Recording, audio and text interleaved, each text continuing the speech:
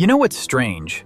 Some of the most intelligent, emotionally aware people you'll ever meet are also some of the most exhausted.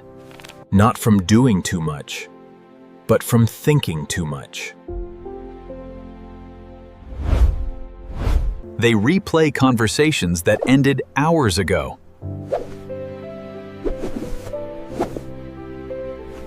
They map out scenarios that may never happen. They lie awake at 2 a.m., not because something went wrong, but because their brain refuses to stop asking, what if? And here's the psychological paradox at the heart of this. They replay conversations that ended hours ago.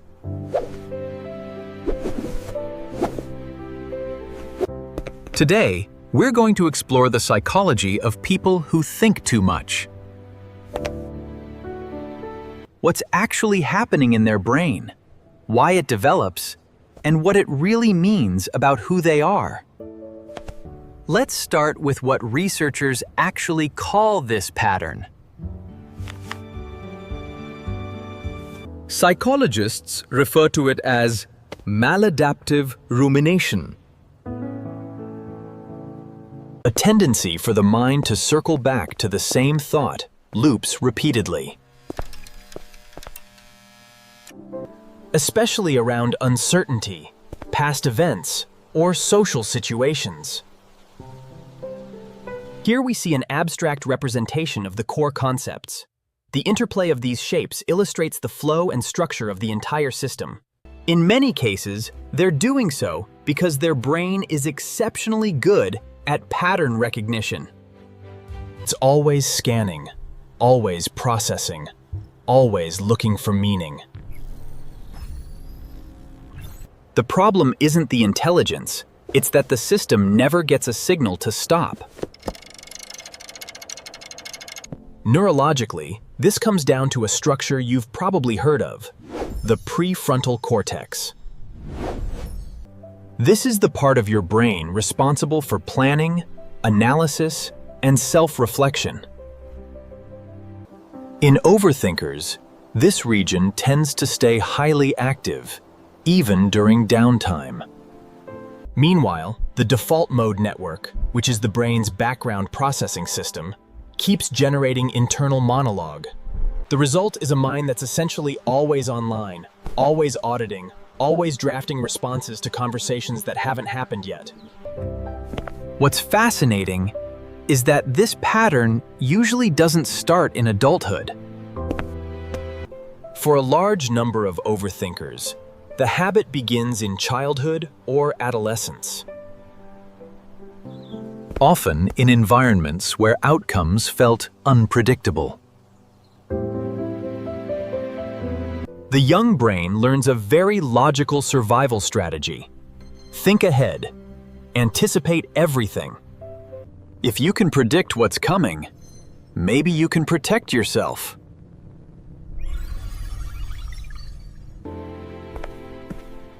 Overthinking in this light isn't a flaw, it's an adaptation. A very smart nervous system doing exactly what it was trained to do.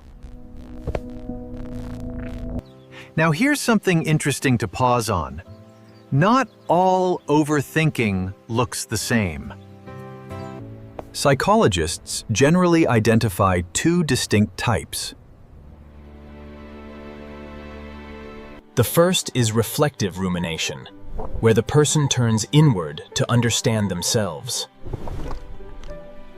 This version, when balanced, can be a genuine strength. The second type is brooding rumination, a more passive, often distressing pattern of dwelling on problems. This is where overthinking starts to cost people in sleep quality, in decision paralysis, in social anxiety. The tricky thing is that most overthinkers oscillate between both. And because the thinking feels productive, it can be genuinely difficult to notice when you've crossed from processing to ruminating. Cognitive psychologists describe this as the illusion of mental progress.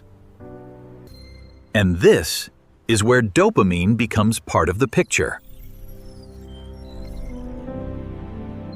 Your brain releases small amounts of dopamine during the act of problem solving, even imagined problem solving. So what does this pattern actually reveal about a person? Research suggests that people who reported higher levels of rumination also scored significantly higher on measures of cognitive empathy. The very engine that makes overthinking so tiring is also what makes these people remarkably perceptive. But perception without resolution is exhausting. The mind cannot think its way out of every problem.